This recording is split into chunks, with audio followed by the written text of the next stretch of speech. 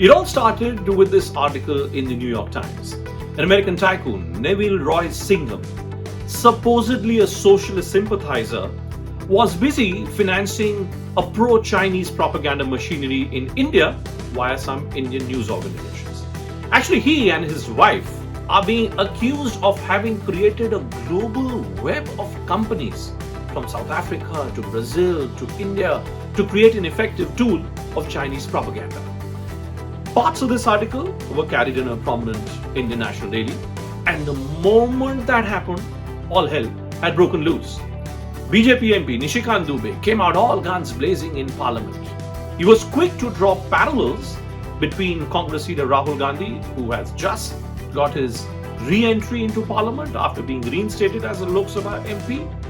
Mr. Dubey accuses Rahul Gandhi of actually being the biggest beneficiary of this entire exercise, which is being carried on by Neville in supposed collaboration with certain Indian news organizations. NewsClick is the web portal which has specifically been singled out. Mr. Dubey says a bunch of journalists who have been extremely critical of the BJP are all beneficiaries of Mr. Neville's money, which is allegedly going to them through NewsClick.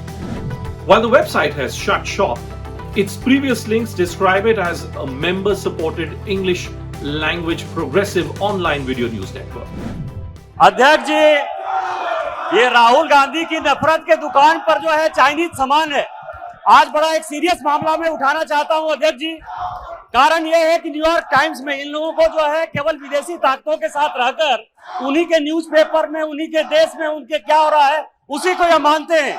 New York times में एक बड़ा अच्छा news छपा है sir कि 38 करोड़ रुपया जो है न्यूज क्लिक जैसी संस्था को मिला है। और न्यूज क्लिक संस्था को जो न्यूयॉर्क टाइम्स ने लिखा है, वो लिखा ये है कि भारत में ईडी ने जो रेड किया है, आइस के बारे में लगातार बोलते हैं सर, ईडी की रेड में जो खुलासा हुआ है उसका पूरा खुलासा किया है। और वो जो न्यूज क्लिक है सर, वो देशद्रोही गैंग, टुकड़े गैंग जो भारत को खंडित करना चाहते हैं, वो न्यूज क्लिक उस संस्था का जो है हेड कर रहा है, पुरकायस्त उसका मालिक है।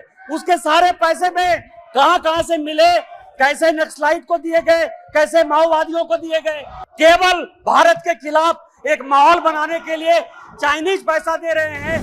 But NewsClick isn't the real story. It's the mysterious foreign hand which needs to be looked at a little closely. Right from Indira Gandhi's time as Prime Minister of the country, this mysterious foreign hand question has repeatedly made its entry in the theatre of Indian politics. Way back in early 70s, Mrs. Gandhi often uses adage that there was a bunch of academics in India who were all on the payrolls of supposedly some foreign organizations and all speaking out against India's interests. Such was the level of animosity between Indira Gandhi and her opponents at that time that post-emergency, when she was forced due to the entire political exercise which was mounted by the political opposition, Piru Modi, who was then an MP of the Swatantrata Party, came with a takhti around his neck which said, "Yes, Mrs. Gandhi, I'm a CIA agent." Manmohan Singh, as Prime Minister during the UPA era, repeatedly blamed the foreign hand for being responsible for the spate of NGOs that operated in India and became a big sore point for him when he attempted a better relationship with the United States. One of the biggest standoffs that happened was over the Kundakulam nuclear reactor in Tamil Nadu, where protesters wanted to block the project. The UPA government at that time ran this narrative of the protest being sponsored from some mysterious foreign hand. A local NGO was often cited as being exactly the same tool like NewsClick and was being used then to hit out against India's interests itself. Many protesters were then charged under the notorious sedition laws too. Narendra Modi today is facing a similar problem. No wonder that the INB Minister Anurag Thakur was quick to jump into this entire controversy and use the same line, that there are a bunch of people in India who are working against India's interests. But frankly, if you dig a little deeper, you will see that major print publications in our country have often carried 1 or 2 pages of Chinese supplement, pro-China content.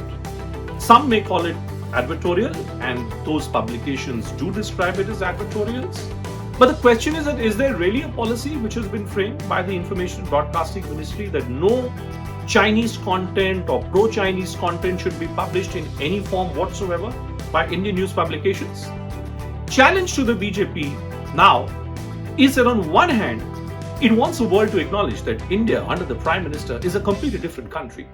Given the size of our economy, the size of our markets, the feeling is that the world should look at India as a land of opportunities.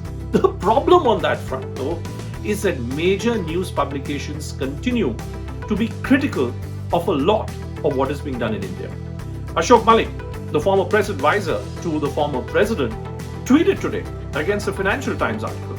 Not for the first time, a major Indian commentator has taken a big foreign publication to task for producing content which many believe is an agenda-focused and agenda-driven content. In 2019, the Pakistani connection, the Pulwama blasts and the consequent airstrikes worked wonders for the Prime Minister. In 2024, with the countdown having begun for the Lok Sabha elections, can the foreign hand controversy once again catapult the Prime Minister beyond the finishing line? Watch out for the rest of the story.